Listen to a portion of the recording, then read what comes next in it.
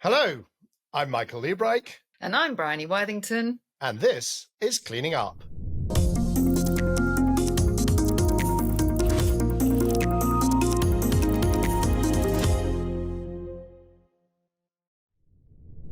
So, Michael, here we are, kicking off season 15 of Cleaning Up.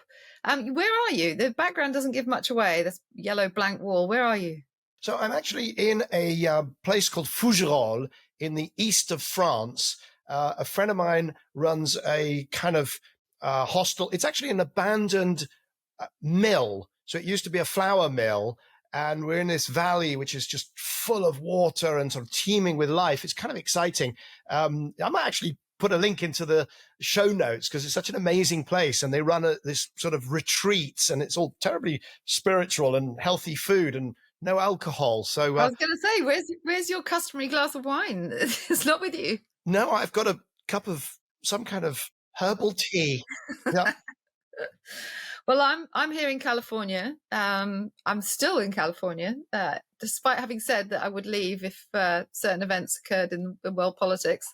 We've decided to stay in California a bit longer, just to, the country's going to be made great again. So why not have a ringside seat?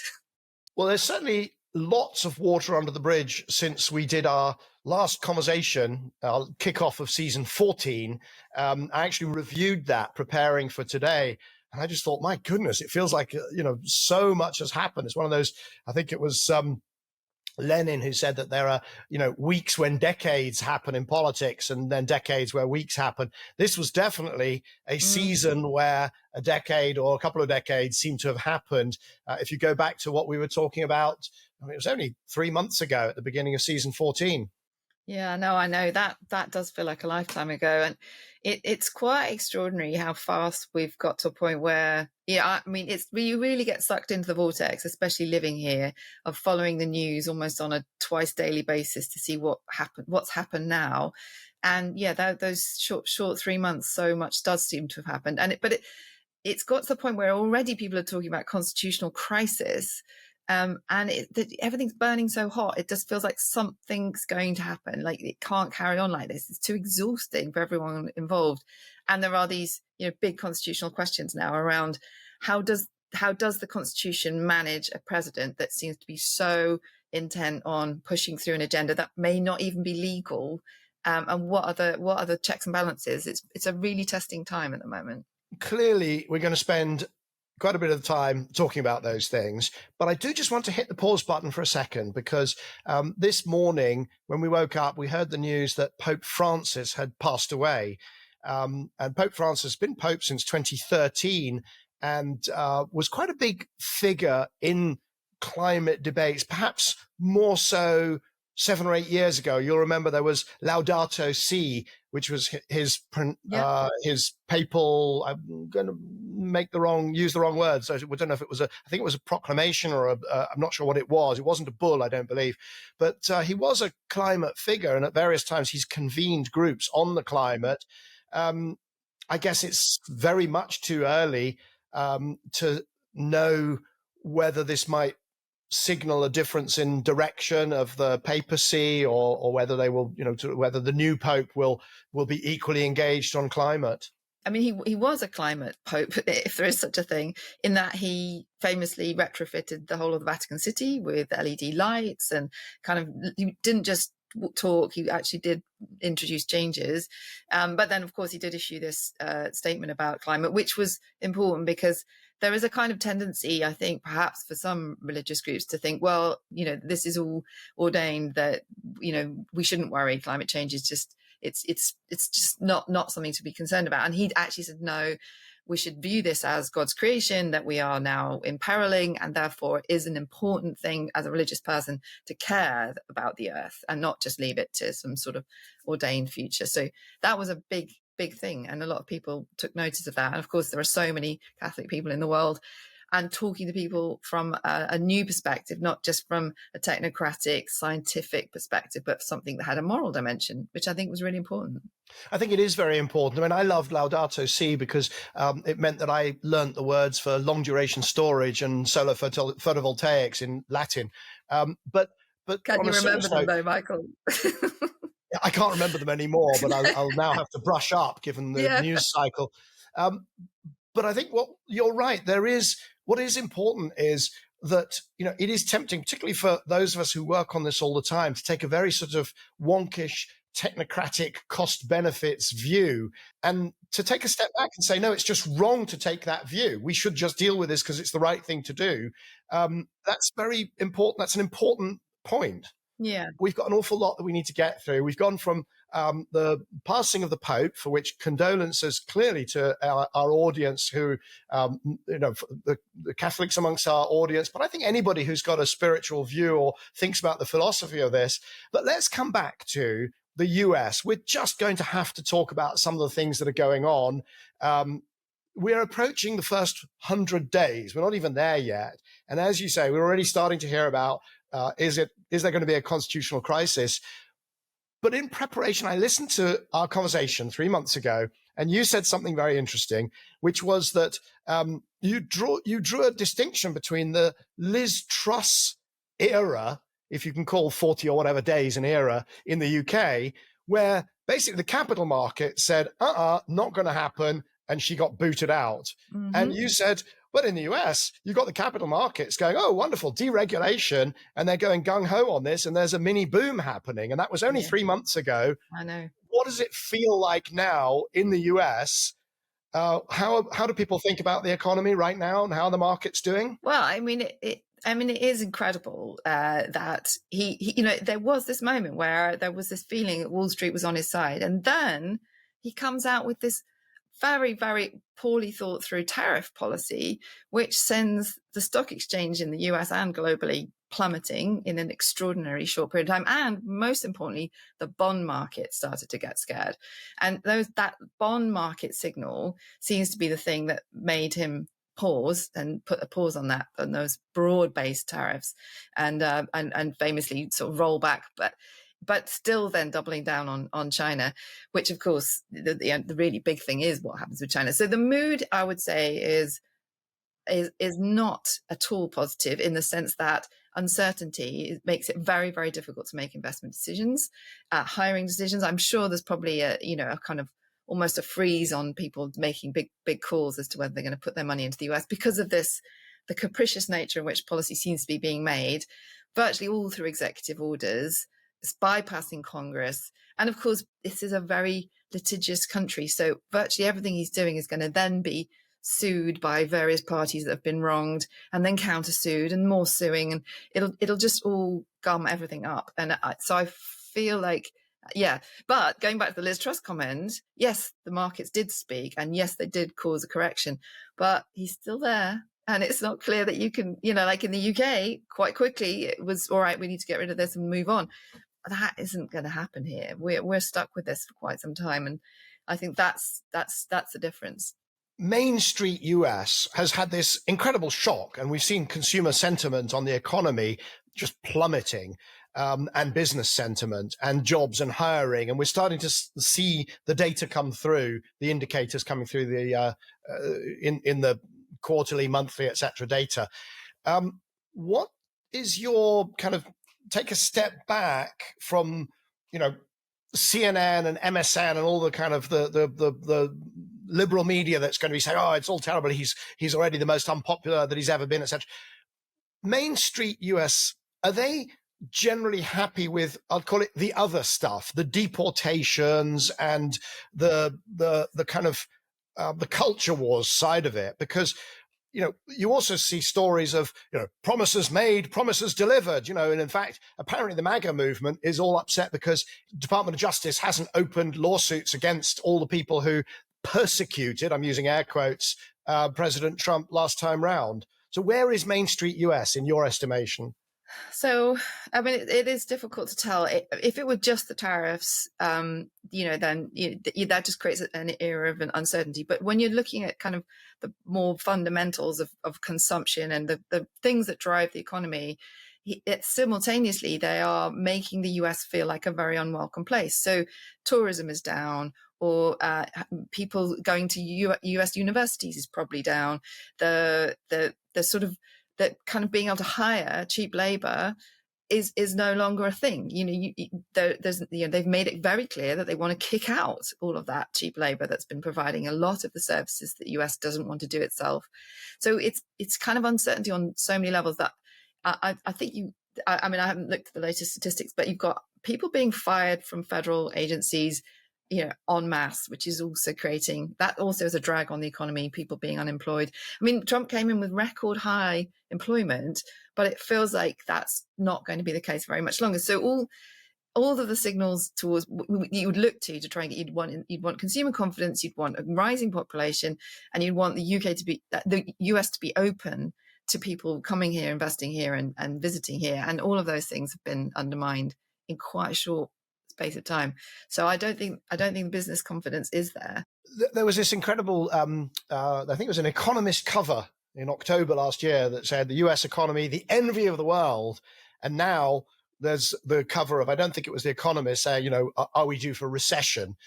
So on the business side, the reason I switched though to Main Street USA is because that will determine whether he has enough time to try to push these projects through, which you refer to, which might end up creating jobs, because at the end of the day, there are a lot of companies that are saying, well, we can't ignore the US market. And if there are going to be tariffs, we are going to have to manufacture in the US. Well, that might take 2, 3, 4, 5 years to create a factory. But he's not going to get 2, 3, 4, 5 years if Main Street US has turned against him. They can't boot him out like Liz Truss, but it does become impossible to operate against, sort of in the teeth of popular resentment, at least, without becoming super authoritarian, of course. Yeah. And there's a few things that haven't yet worked out yet. So, we think the IRA subsidies, which were actually attracting investment and getting projects built, are going to be gutted. And the details of that haven't come through yet. But we do know that, you've said to me that the big story about the offshore wind farms being cancelled, even after they've been licensed, gone through all of their legal hurdles. And they're just about, that the tearing up of contract law has a chilling effect as well. That suddenly, just because of the opinion of a select group of people in the White House, you can have a project that you expecting to bring money into the US, homegrown electricity being, from the offshore wind resources not tapped yet, suddenly being ripped up and being stopped. I mean, that's having an effect. Yeah, so this is Empire Wind, which was fully permitted, and in fact, work was ongoing, and it was due to start producing electricity. I think either later this year or 2026, and suddenly it's federal permits being removed. So, which is just extraordinary. But there's other examples of cancellation of grants that have been fully awarded. In the last season, I spoke to Jigar Shah, who was, of course, the head of the Loan Programs Office, and he was confident that the commitments that had been made by the Loan Programs Office would not be pulled back, that those commitments would be honored, because he said the US just needs electricity and needs energy, and the Loan Programs Office, those loans were going to produce more. And he was confident, therefore, that in a sense, rationality, the need for energy, would win. But rationality would say, well, if you've got a nearly built offshore wind farm, a big one, then you finish it. So, I mean, I suppose it's this kind of vindictiveness and lack of rationality, which really sends a chill up the spine of investors, particularly of investors. I just don't know whether it does of, whether, as I say, Main Street America, the MAGA movement would just say, wind farms, they're wrong, we should stop them. Job done. Who cares about the legal finessing of it? They'll figure something out. Yeah, but I mean, this is it. It's coming for. Ironically, whilst attacking the states for taking ideological positions, so-called ideological positions on climate change, their ideology is we just don't like wind, right? Because remember, Donald Trump first fell out of love with wind because with his golf course and the fight that he had about the views being interrupted, and he lost that fight, and he got, he's a man who holds a grudge. So the wind industry now is just on his list of things I hate. So and when he passes executive orders, saying we're in an emergency and everything's got to be fast tracked, silent on wind and solar, the cheapest forms of electricity that the US has available that could be built the fastest, and, promotes instead a set of technologies, including, trying to hold on to coal stations by removing environmental regulations that are protecting the US public from mercury pollution. It is based on an ideology, and it's just, it feels like we're sort of, it's very personal, some of these things. The executive orders are a kind of ragbag of lists of things that occur to Donald Trump as a priority, and that's what's unsettling. So let me push back. I need to do this carefully because I don't want the casual listener to think that I'm a pro-Trump, MAGA supporting American. Well, I'm certainly not American. You can tell from the accent.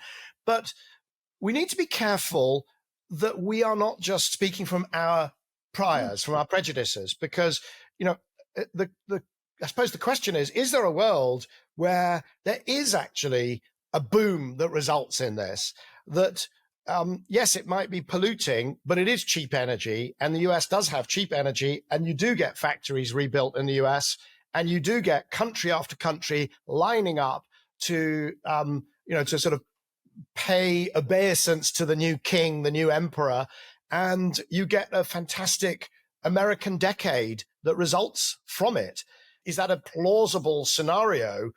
Or does that run so counter to our priors that we can't even consider it? No, I mean, no. And to be honest, if it was being done in a way where you thought, oh, yeah, wow, there's an executive order that's really going to make, my favorite topic, get the US building nuclear again, and do that in a way that would be actually a new era of matching what China's doing in terms of bringing in new reactor designs and understanding that there's a value in having firm, clean power.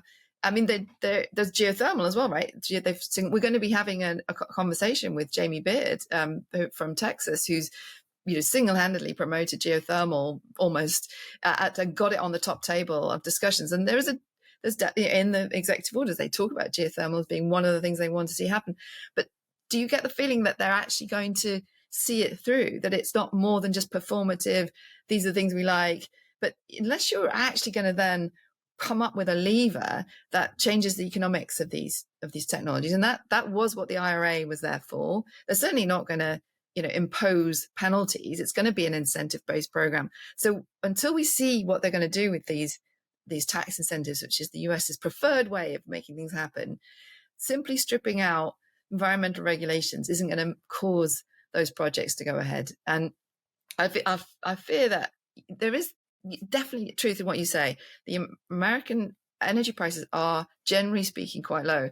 And we also have to take into account that when I say things like wind and solar is the cheapest, increasingly now, as they're getting to higher penetrations, you are seeing more costs coming on from storage and from transmission requirements, for, settlement that's needed.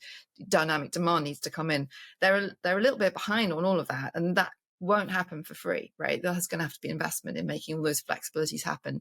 So I'm definitely not sort of saying there's not more that needs to be done. I just don't know that the DOE as it's constituted, plus the way that Trump is conducting himself without using Congress, going straight through with executive orders in a collision course with the states, is going to actually result in an unlocking of what they say they want, what they purport to want. And then actually what you look at what they're doing, really it seems to be about tax cuts, which is increasing the national debt, and the tax cuts for the type of people who don't then keep the money flowing through the economy. Never bet against the US is a pretty good maxim, but we're in extraordinary times, and I just don't see the detail and the depth of policy that makes me feel confident this is going to actually result in what they say they want. Yeah, I tried to make a convincing argument for a US decade emerging out of this, but it is very, very, very hard to see. Apart from, I think, as you mentioned, geothermal, I've worked with a company called Ever, closed loop, global leader in closed loop, actually a Canadian company, but operates in the US and actually got great momentum in Europe. I would love it if geothermal really got a big boost from this. I would even love it if they could build some nuclear power stations, even though you and I are not going to do nuclear today, but it is absolutely clear that they would be very expensive, more expensive than fixing the barriers to getting lots more wind and solar onto the system. But, I just can't make that convincing argument, particularly if we see the bond markets and the interest rates going up, because that won't just hurt wind. We know it hurts wind. It will hurt solar a bit less because solar is so much cheaper, but it will hurt nuclear because it's all upfront spending. It will particularly hurt nuclear, in fact. It will also hurt geothermal, and it will hurt the general economy. So very hard to see. And one thing that is extraordinary, I come back to my question about how does Main Street USA see this? Because what we don't see is the words humiliating climb down. What the president has done is made these executive orders, made these extraordinary sort of, inflated, tariffs against this and tariffs against that. And then actually he's very quickly, within days, had to row back. And, I don't really understand why the media is so supine, I guess, is how I see it, that they don't say this is a humiliating climb down. When you say you're going to put tariffs on Canada and you don't follow through, it's a climb down. There's no question it's a climb down, but they won't describe it as that. They're like, oh, there must be some master plan. It's a brilliant tactic. Yeah, that we all haven't understood the art of the deal, apparently. But I mean, ultimately, what it comes down to, though, and we talked about this in our episode last season, is it's all about China, right? Because what the US is doing is picking an old-fashioned way of making America feel good about itself, which is othering it, finding a villain and blaming all of our woes on somebody that isn't us, right? So in this situation, it's all China's fault. China's done this to us, and we're going to get our revenge. And that's not. In an interconnected world now, like if you'd done that 20 years ago, maybe you could probably run that argument. But now the horse is well and truly bolted, and perhaps we shouldn't go down this rabbit hole again. But what we talked about in that first season opener of this year was China's taking a different approach. It's informed by science. It's massively invested in research and education, and it's basically trying to dominate the future industries. What we see Trump trying to do is hold on to the old industries. And which one's going to win out? It's still that. There still is that. It's that framing of the petrostate or the fossil state versus the electrostate, which is where China's headed. So that's the big theme. And rather than sort of acknowledge that and take a long view, we're just in this very tactical, populist. They're all evil. I mean, it's us versus them. We've got to be strong. We've got to be tough. And actually, it feels a little hollow. So I will pick up on one thing. I think that China, to say that they've just been science driven, I think is, I suspect you would agree, is a little bit of a sort of, there's a bit of an elision of a whole bunch of other reasons. I think they've taken this route towards being the electrostate and dominating it because they don't have the fossil fuels. So from their point of view, yes, of course, there's climate change, but they're not doing it for climate reasons. They're doing it because otherwise their balance of payments and their dependence, their resilience get absolutely shot if they have to, achieve their economic growth based on importing oil and gas. Then that would be terribly fragile. And they also see the geostrategic. They just seem to be so much further ahead in understanding the interrelationship. So we got to talk about rare earths because, yes, there's this tariff tit for tat, but there's also the fact that China dominates the production of rare earths. And without their rare earths, they don't just go into electric vehicles, which the Trump administration clearly, hates and wishes would go away, but they go into things like all of those GPUs for AI. So all of the chips that go into the IT sector do not work without rare earths, nor do, by the way, your missiles or your Golden Dome, a missile protection system that you want to roll out, or any of the above. Nothing happens without rare earths. What I don't get a sense of is whether there's anybody within the Trump administration who actually understands that fragility and that exposure, or will the US...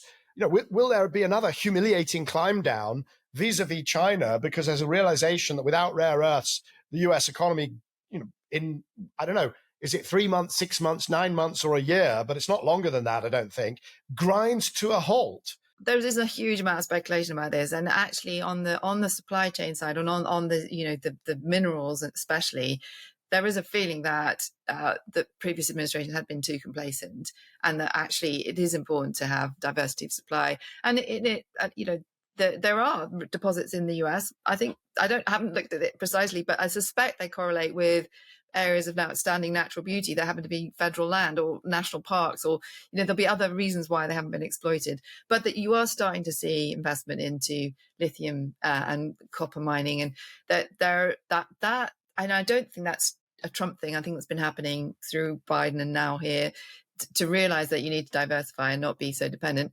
And it is a tension, because sometimes there are going to be, as we've talked about, litigate, and if anything that changes in the US, there's always going to be someone that it affects.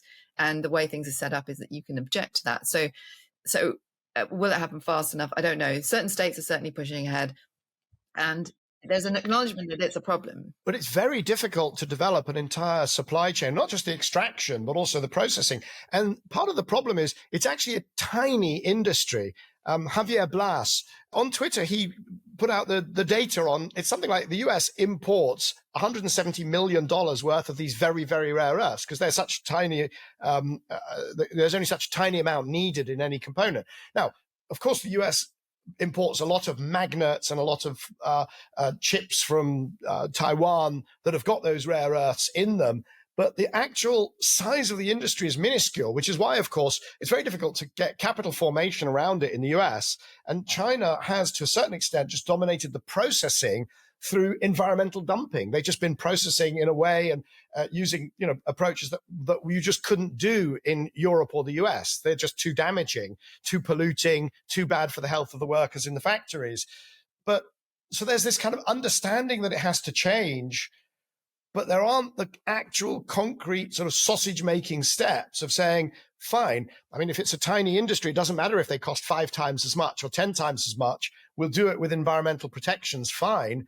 But we don't have 5, 7, 10 years to develop those deposits. And by the way, it brings us to another really interesting set of developments currently, which is a lot of those materials are available, and possibly even more quickly available, in Canada, in Australia, in Latin America, even in parts of Europe, and certainly in Africa. And yet you've got the tariff wars against the very sources of the things that you might need to replace the Chinese supply.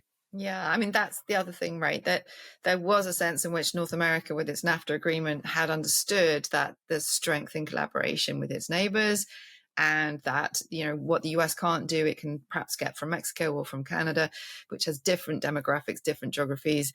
But what does Trump do? He picks a war with his neighbors, rips up the NAFTA agreement that he himself negotiated, creates all manner of uncertainty, and interestingly, then changes the political dimensions in Canada. We should talk about this, right? We've got a new prime minister, former guest on Cleaning Up, and that's now being chalked up to the Trump effect. Let's just be precise. A couple of things. It wasn't the NAFTA agreement that is being torn up now. It's because it was actually the Trump replacement of the NAFTA agreement. That's so for any listeners trying to kind of piece this all together. And we don't yet know the outcome of the Canadian election. So Mark Carney took over. You had Justin Trudeau, who was trailing by, I think it was 25 points, trading Poilievre in the polls. And Mark Carney is now ahead in the polls, largely because, two things. I would say there's the Trump aggression against Canada, but I will be fair to our honored alumnus of Cleaning Up. I can't remember which episode number. We'll put it in the show notes. He has played it very deftly, that handover. He has created clear water between himself and Trudeau, and very strongly tapped into Canada's feelings of the need to be independent, and it's kind of the great Canadian culture of self-reliance and being an independent and also a collegial nation. He's done really, really well. He's done one other thing though, which I want to know what you think about. He's cancelled the carbon fee and credit system on individuals. He's left the business carbon tax, but the individual one. And I'm kind of gutted, because if carbon pricing was ever going to work, or carbon tax was ever going to work, a fee and dividend system was the only way to do it, where you taxed everybody for what they use, but distribute it on a per capita basis, so that it's not regressive, so that the less well off get more coming in from the carbon tax than they're actually paying. And so if it's ever going to work, that's how it's going to be done. And surely this is the death of carbon taxes. Now, are we going to see people stop talking about them? Because even in Canada, even when they're done as a fee and credit, they are politically clearly untenable. Yeah, I mean that was definitely. I mean, it was one of his first acts, right, of becoming prime minister, was to cancel that retail tax, and it is a sign that he was signalling, I'm different from Trudeau. I've got a different set of objectives. I'm signalling that I understand the plight of Canadians who are feeling the pinch because of rising inflation and cost of living, and he took it off. Now he's kept it on industry. Of course, once you give a little, you then are opening up a bit of the defences have been opened. So, of course, now he's going to be attacked on the industrial carbon pricing, and they won't stop until all of it's gone. But at the moment, he's holding firm on that.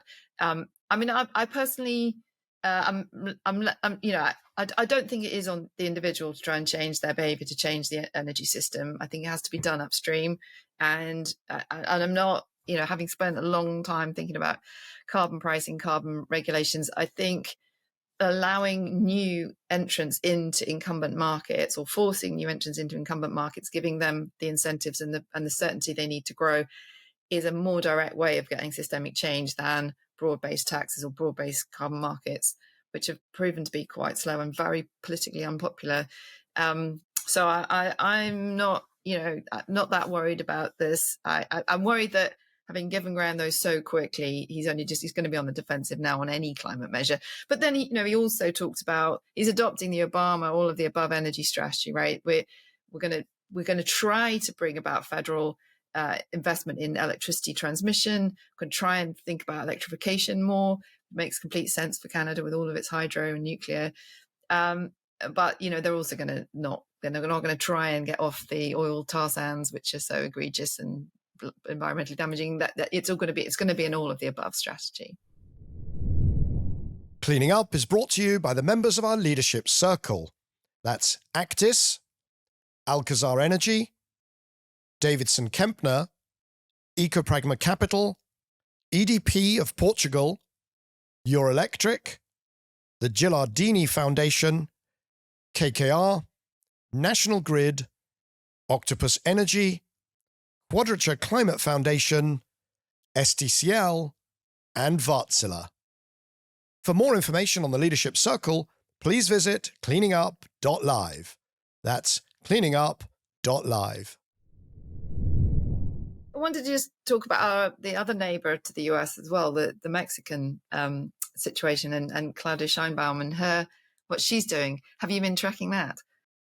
Well, I haven't, but she's a really interesting figure, because she is an actual climate scientist who's gone on to be president of Mexico, and seems to be playing this whole situation fairly deftly. That's the only observation I have. But perhaps you've been tracking it more. Do you know Claudia Sheinbaum? Have you met her? I don't know, but I'm full of admiration for someone with that pedigree, and it's a difficult time to be a prime minister of a neighbouring country to the US, with all of the political kind of connotations that come with that. But what I've been looking at is some of her statements on energy and transport, and it does feel like there you do have a level of government engagement, government control. She's said things like the government of Mexico is going to bring forward a cheap, affordable electric vehicle for the masses. So we're going to try and get it into a price point that everyone can afford. So electrifying transport with active government investment seems to be on her agenda, and electrifying rail, like putting in high-speed rail to connect up the cities.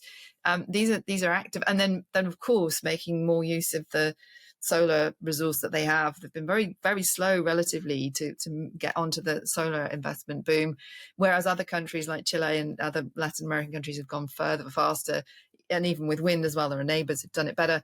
So she seems to be positioning herself in a position, like many countries, where they're realising the affordable energy that we could benefit from will also make us more energy secure, and we won't be reliant on importing gas for our electricity, which going forward is, likely to be volatile. So, I think something like 50% of Mexico's power comes from gas that's imported from the US. Now, that might be cheap in the short term, but when you're starting to see all of this geopolitical uncertainty, your own homegrown solar might look a lot more attractive. Yeah, as a good conservative, I'm not sure that I agree with the idea of state investment in car companies to produce I suppose it's the Mexican, I'm not sure how you would say Volkswagen in Spanish, but that doesn't feel like the right solution versus, to be quite honest, just, inviting some Chinese, BYD to open factories or whoever's got the right model strategy. But, what is clear, and I've been doing this for 20 years and you've been doing this or similar for as long or longer, is that there are always, for all that the news can be terrible, coming out of whether it's the US or wherever, there are always these examples of countries that just go, yep, this is not that hard. We decarbonize electricity. We know how to decarbonize transportation. We know how to decarbonize heating, and we know how to decarbonize half of industry. And that's kind of 80% of the problem. And whenever things are really dark and dismal, there's always a country somewhere that's just kind of getting on with it. And, it was, I will say, it was the UK for quite a long time. But we've got at the moment this huge problem of electricity prices. And I've got to be honest, I'm not seeing a plan to get those electricity prices back into the affordable zone, because it's marvelous to be decarbonizing faster than everybody else, but not if you've got the most expensive electricity and the most expensive heating. And really, I'm not seeing the plan to deal with that. I can't stop also obsessing about the UK transition. And, you and I have spoken about this. I think we're on the same page here, where I'm not convinced that focusing in on getting to 100% clean electricity is a sensible strategy. I can see how it would be potentially poll well or feel like it's somewhat like an ambitious thing to sort of put some clear water between you and some other parties. But in practical terms, I think that just loads on costs when really the focus should be on other segments of the economy. I worry about that.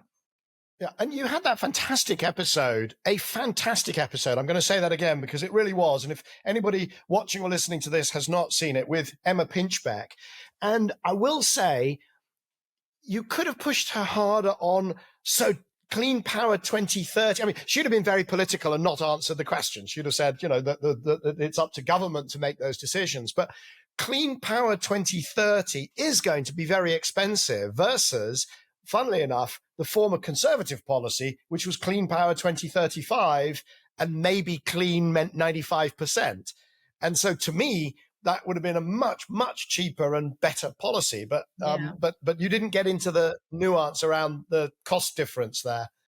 No, and actually, perhaps we should have gone there. But I think there was some systems energy operator analysis that said, because the electricity system is going to grow by 2035 because of electrification, transport and heat, in terms of gigawatts installed, it's not that much of a difference. Like, it's hard in 2035, it's hard in 2030. You might as well win the political points and do 2030 before the big increase in demand starts. Now, I don't know whether I agree with that, actually, I also don't, I would have rather seen, let's do an electrification strategy. And actually the political blue water you want to put between the new government would have been, let's rip up that hydrogen strategy that was ridiculously put out. It didn't actually mean anything. And let's write a proper electrification strategy and start to see the costs for consumers coming down in those other segments, right? Cars running on electrons will save people money if they're doing a certain number of miles. And actually that bit of policy is the one I would have focused on. And, we actually have a policy that's going to be 80% EV sales, but that's been watered down recently because of, a lack of understanding that where are people going to feel the benefit of this transition? It's when they don't have to pay as much money at the pump. And that's what they should be focusing on. One of the most important developments of the last 3 months is that I'm now a commissioner on the Electrify Britain Commission. And it is absolutely our mandate to push for an electrification plan. And the only thing I would say is that I'm not sure that that needs to involve banning. I'd much rather we thought very carefully about how to make it cheap rather than banning. That just feels like it's going to be much more effective politically. And actually, to be honest, it's going to surface the ideas that we really need. Make electric heating cheap, make electric driving cheap, make electric industry cheap. And I think that's the way to go. Let's come back to, though, we were talking about the US having to bring in its rare earths then we swapped over to Canada because that's one potential source. There's also big developments going on in Australia with an election upcoming. And I'm going to tease you here because, of course, the Liberals had this tremendous plan. They were going to go nuclear, and you were all excited about Australia was going to become this nuclear superpower. And now the Liberals have stopped talking about that. They're now saying it's a dash back to gas. Gas is the answer. They're downplaying because they were sort of shown, it was shown that their nuclear plans were absurd and that it would be enormously expensive. And they started to take flack for that. So they switched to gas. But who's ahead and who's behind in that race? Well, firstly, I've never advocated that Australia needs to build nuclear. I think it's crazy that it's got a ban, but I honestly, with that much sun, that much land, that much resources, you don't really need it, so it's fine. And I thought what Dutton was doing was just classic politics. He was basically looking at the polling results that we saw these when I was back in my philanthropy days. We were looking at public opinion on climate in Australia, and Australians are generally quite pragmatic people. They quite like big engineering solutions, and they are not anti-nuclear. They're just like, we've got the uranium. Why is there a ban?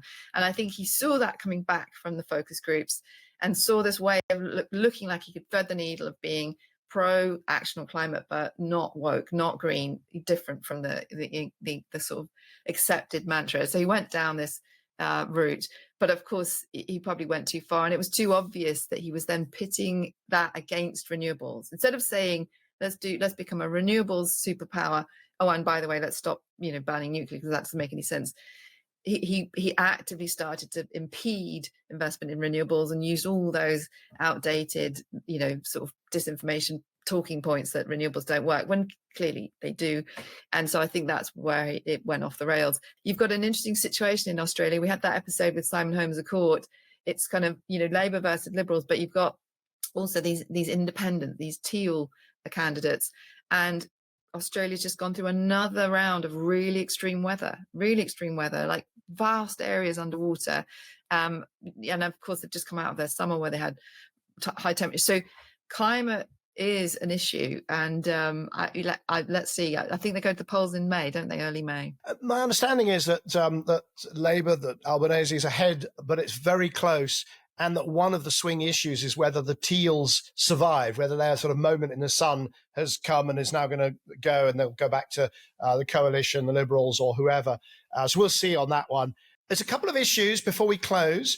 There's been a number of things that we looked at last season that are going to clearly bubble through this season: the tariffs, the economy, how you get the politics aligned. We've also got, by the way, some great just meat and potatoes of electrification and clean electricity coming up in the next season. We've got a whole bunch of episodes lined up. I'm not going to list all of them because we'll leave a little bit of mystery. We've mentioned some of the guests coming up, but some great experts in, just as I say, the meat and potatoes, or you could call it sausage making. How do you actually just build this stuff and get it connected to grids and get people using it and do that affordably? And I'm really looking forward to those episodes. We have a bunch of them. We've also are going to continue to work on AI. That was something else that we started on the last season. I did my episode, The Power and the Glory, about AI, which was not me. It was my AI alter ego.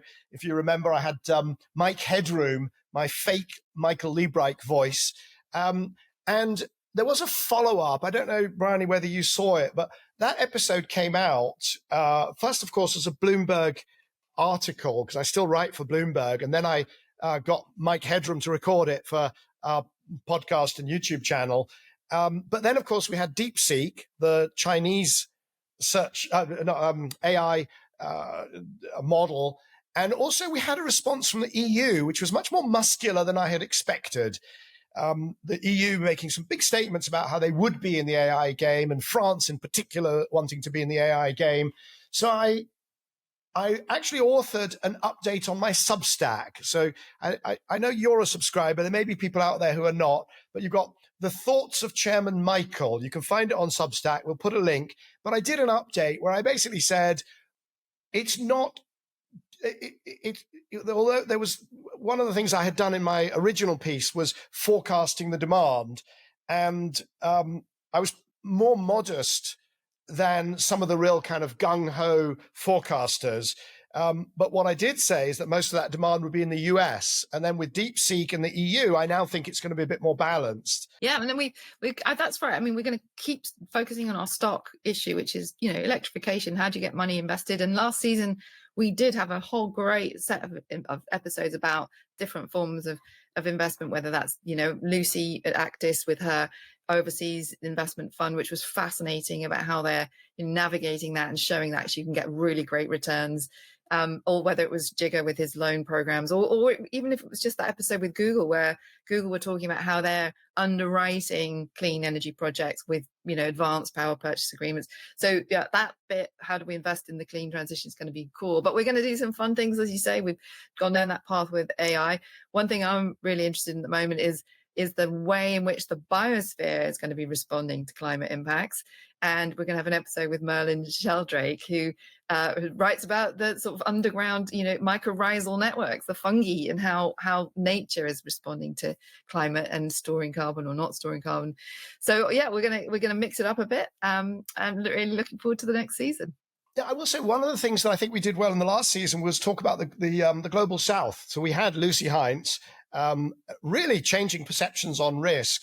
And we also had, at the end of the season, Project Bow, an episode, very different episode, one that, I mean, in a way, I've been working on that project for 7 or 8 years. And this was putting solar and photovoltaics into a neonatal unit in Sierra Leone. And Oscar, our fantastic producer, and I went down there. And it was a documentary. It wasn't a podcast. It wasn't even a usual YouTube fare of talking heads that we do, but it was a documentary. And I will say, I absolutely, I found it incredibly moving to be down there and to see this is not just some technocratic, we invest, we plug it into the grid, we've got a curtailment, we've got a return, IRR. This is actual medical staff unable to save lives because the power goes off, and then a system which helps them. And we estimate that with this system, they are saving literally hundreds of lives more in one hospital, in one city in Africa.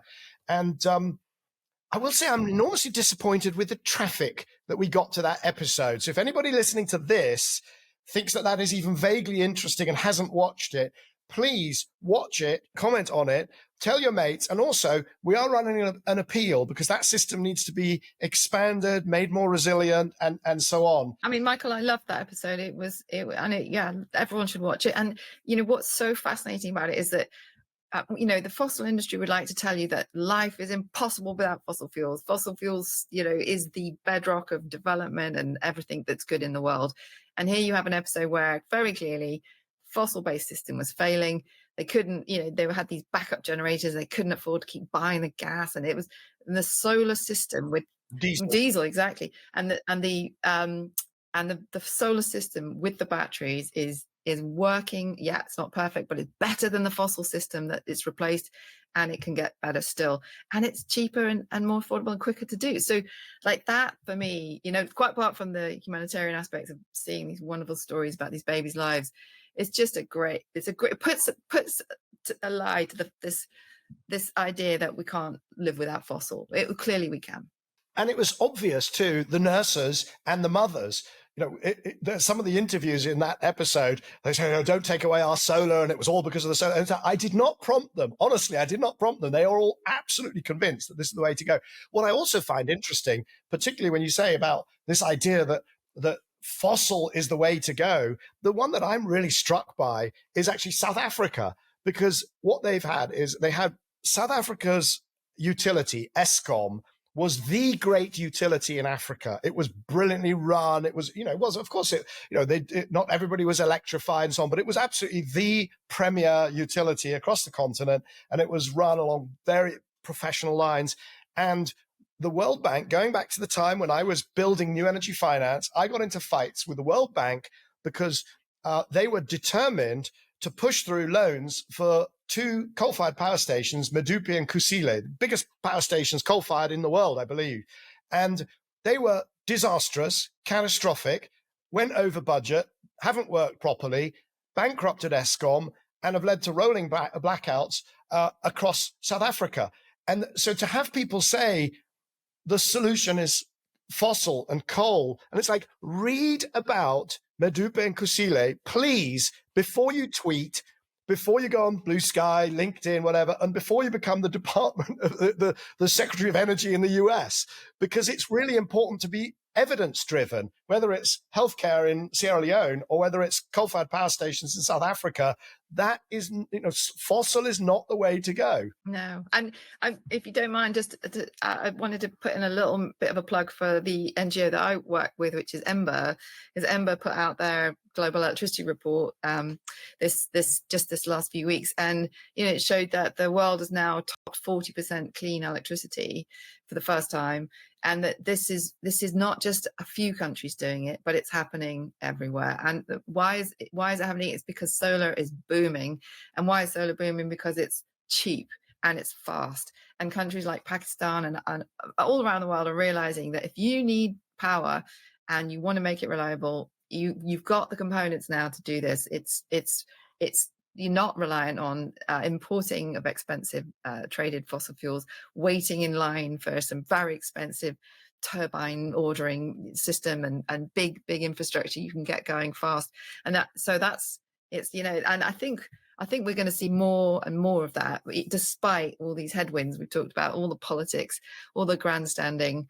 Really, the economics now is just, if you want cheap power and you want it clean and you want it fast, then solar is still the best option. And that Ember report is absolutely appropriate to plug it. I think it is a major sort of milestone report.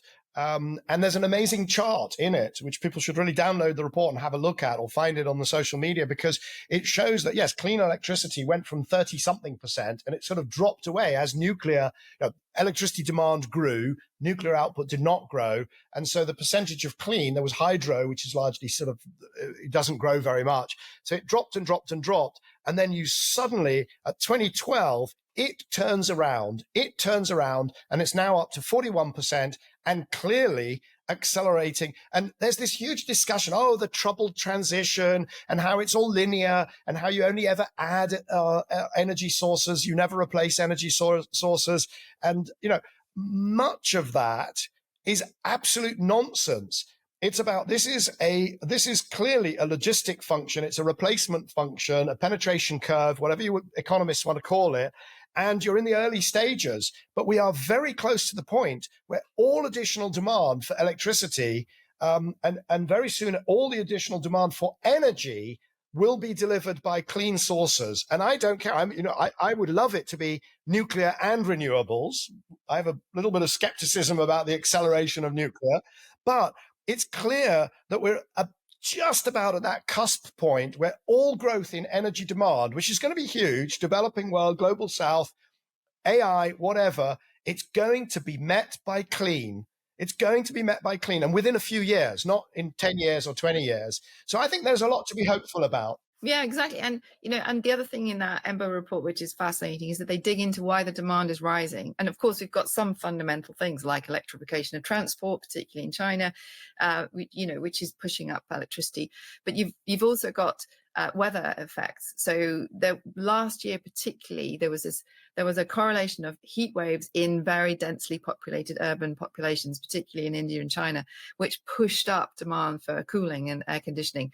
Now, obviously, we're entering into a world where that isn't going to just be a freakish once in a blue moon occurrence, but it was a particularly bad year. And had that not been there, we would have had even more of an opportunity to meet all of that growing demand with clean electricity.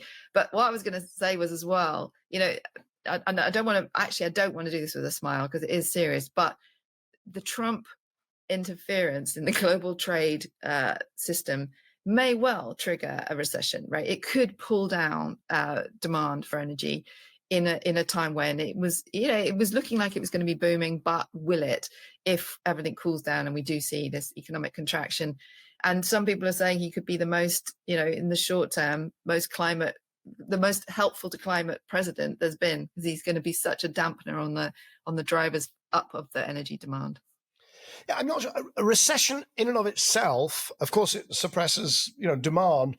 But we've also seen that recessions in the past have correlated with periods of slower growth in clean energy. More money in the system, people can do, they have slightly more latitude to take longer term bets and to invest in technologies and so on.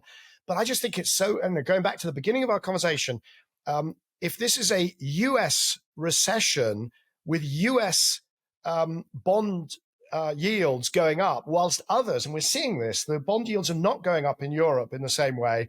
And at the same time, if people are driven towards the electrostate and driven into the orbit of China and the more electrified economies, I think it could mark an acceleration of the shift. I don't want to declare that it will, but it could. Yeah, I completely agree. I think the question is what happens to China as an economy, because all roads in energy lead back to China. It's 50% of everything is done in China on a yearly basis. So if China's access to the US is severely constrained, and the China economy starts to weaken, then that engine of demand in China might weaken, and that pulls the whole world down because it's so large. But very clearly, what they would do, and they are doing, is exports that were destined for the US are now being, I don't want to use the word dumped, but dumped, on other countries. So other countries are going to accelerate. And there's little things that we saw, for instance, in Sierra Leone. I visited a college where they're training photovoltaic installers. So the skills, after you've trained somebody, once you do some photovoltaic installations or some wind, you can't put that genie back in the bottle. So anyway, there is a potential silver lining. I mean, I hate to say it, the storm cloud is this big, the silver lining might be this big, only much smaller, but there is a silver lining. And maybe we should just leave it there, and because these are all going to be themes we're going to come back to during the next 3 months of the series. Yeah, season 15, I think it's going to be as varied, as interesting, and as turbulent as the last season's been, and really looking forward to exploring it with you. Thanks, Michael. So there you have it. That is our opening shots in season 15 of Cleaning Up. And I think I'm going to leave it to Bryony to thank the team, because frankly, I've been listening to her episodes and she does it much better than I do. Well, there you go. Well, thank you. That was Cleaning Up. And I would just like to extend my thanks to you, for the listeners, for tuning in, but also to Oscar Boyd, our producer, to Jamie Oliver, our editor, and the growing team of Cleaning Up experts who are helping us maintain this podcast, and the Cleaning Up Leadership Circle. So thanks to all who make these programs possible. Cleaning Up is brought to you by the members of our Leadership Circle. That's Actis, Alcazar Energy, Davidson Kempner, Ecopragma Capital, EDP of Portugal, Eurelectric, the Gilardini Foundation, KKR, National Grid, Octopus Energy, Quadrature Climate Foundation, STCL, and Wärtsilä. For more information on the Leadership Circle, please visit cleaningup.live. That's cleaningup.live.